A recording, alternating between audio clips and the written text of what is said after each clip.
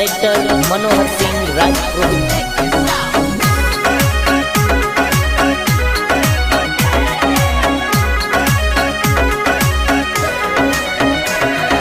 दीवांदीरा गांव में तोरणेश्वर महादेव धाम रे, तोरणेश्वर गौशाला में कोयल मीठी बोले रे।